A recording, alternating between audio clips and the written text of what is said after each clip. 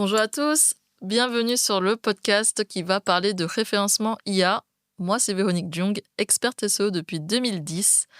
Et dans ce podcast, je vais vous donner toutes les astuces pour vous référencer sur les moteurs IA, comme ChatGPT, Claude, Mistral, etc. On entend parler de GEO depuis 2025. C'est vraiment ce sigle, on le trouve partout. Mais qu'est-ce que veut dire GEO finalement? C'est Generative Engine Optimization. En gros, ça va être beaucoup de référencement via les intelligences artificielles, euh, le référencement aussi sur les réseaux sociaux, ce genre de choses. Et finalement, pour moi, quelle est la différence avec le SEO classique? Déjà, avant de parler de GEO, sincèrement, il faut déjà bien faire son SEO classique. Donc, pour moi, le SEO, SEA en tant que tel, ça va être vraiment le travail on-site.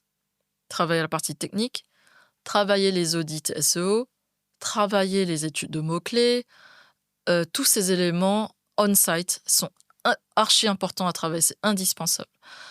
Travailler les meta tags, les H1, H2, H3. Souvent, les gens se disent bon, bah, je les ai remplis, c'est bon. Ils les délaissent comme ça. Ben non, en fait, il faut absolument les travailler. Il faut faire en sorte qu'il y ait des mots-clés. Il faut faire en sorte que votre landing page on-site répond à une requête.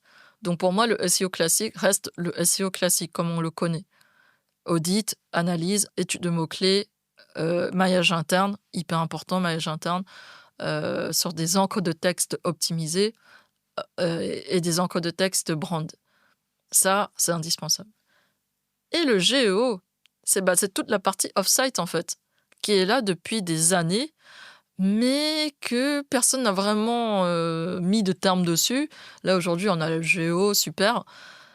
C'est l'optimisation sur les réseaux sociaux, TikTok, Instagram, tout ça. C'est hyper important de faire des vidéos de qualité, des belles photos, des vraies descriptions pour ces visuels, ces vidéos.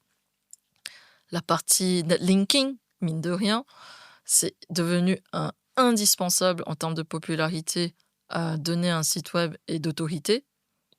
La partie avis client, l'UGC, donc tout ce qui est Google My Business, Google Avis, Trustpilot, hyper important de travailler les opinions des consommateurs, des visiteurs, d'aller faire des sondages pour demander des avis, des témoignages, ça c'est indispensable aujourd'hui.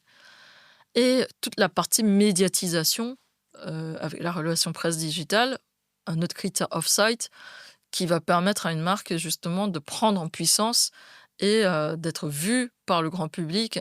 Par exemple, une mention même sur BFM TV, Le Figaro ou n'importe quel autre média, juste une mention sans forcément un backlink, un lien externe, je veux dire, vers votre site, ça permet déjà de gagner en termes de notoriété et de visibilité.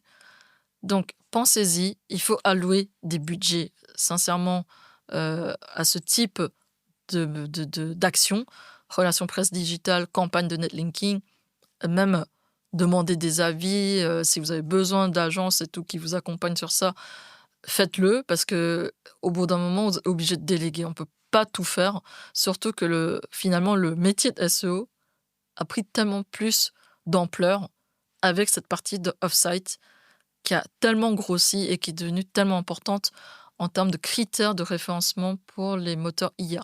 Merci d'avoir écouté cet épisode. Si cela vous a plu, n'hésitez pas à me rejoindre sur LinkedIn et à vous abonner à mes réseaux sociaux. Donc, vous pouvez me retrouver sur Instagram, TikTok et également Facebook. À bientôt!